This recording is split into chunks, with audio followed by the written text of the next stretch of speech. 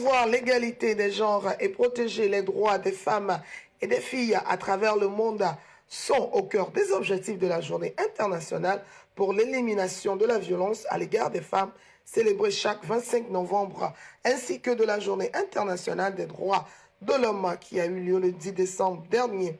Dans ce cadre, Africaine a lancé une campagne de 16 jours d'activisme contre les violences basées sur le genre. Cette année, l'accent a été mis sur les femmes en situation de handicap, un groupe particulièrement vulnérable car ces dernières subissent 2 à 3 fois plus de violences que les autres femmes. Quand nous voyons un peu dans nos sociétés, nous allons constater aussi que les femmes handicapées subissent 2 à 3 fois plus de victimes que les femmes non handicapées.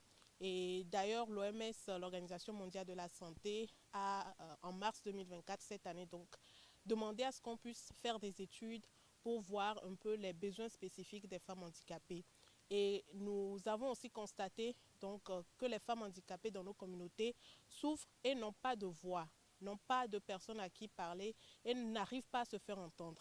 Et nous nous sommes dit, comme nous sommes un média thématique sur les questions de violence basée sur le genre, nous nous sommes dit pourquoi ne pas initier une campagne de communication sur la thématique afin de permettre à celle-ci de placer des mots sur leurs mots, afin également que les autorités, les décideurs puissent comprendre qu'il y a un besoin d'agir en faveur de ces femmes.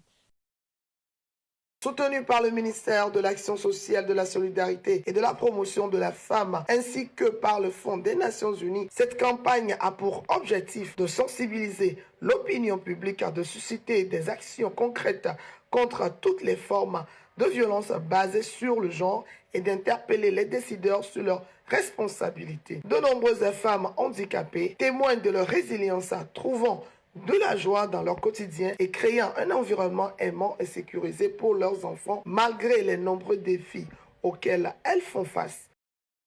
Être femme handicapée a été quelque chose de très dur pour moi parce que je suis sur place sans rien faire.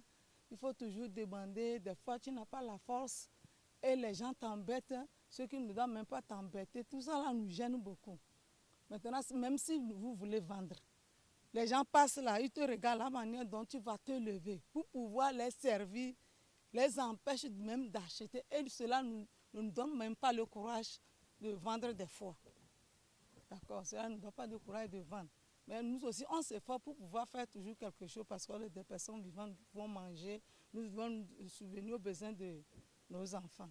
Donc pour cela, vraiment être femme handicapée, ça nous gêne. Mais selon la formation qu'on a passée pendant ces 16 jours-ci, cela nous encourage et nous avons vu la manière dont l'État se déploie pour pouvoir subvenir à nos besoins, se rappeler de nous. Ces femmes, souvent marginalisées dans leur communauté, peinent à faire entendre leur voix. Les obstacles qu'elles rencontrent ne se limitent pas à l'accès aux soins, mais concernent également leur participation éducative et sociale. Sur le plan de l'éducation, nous voyons aussi des dysfonctionnements et nous avons même eu un témoignage comme quoi un enfant devait aller à l'hôpital, mais l'école a refusé de l'accepter parce que cet enfant est en situation où est handicapé et l'école n'a pas forcément les moyens. Dans les hôtels, les hôpitaux, nous avons eu des difficultés même à trouver un lieu pour rassembler les femmes handicapées justement parce que nous n'avons pas les rampes, nous n'avons pas les conditions nécessaires pour les accueillir.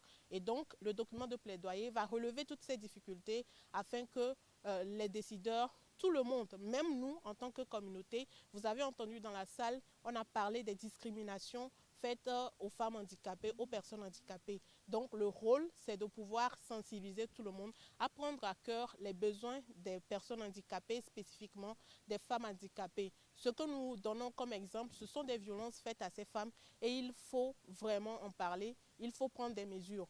L'UNFPA a toujours œuvré pour l'objectif d'une société sans violence et continue de soutenir les efforts africains dans ce domaine. Au Togo, le gouvernement a pris des mesures juridiques pour améliorer la situation des personnes en situation de handicap, témoignant de sa volonté de répondre à ces défis. Pour améliorer la situation des personnes handicapées dans notre pays, le gouvernement a pris des mesures juridiques, institutionnelles, programmatiques et stratégiques.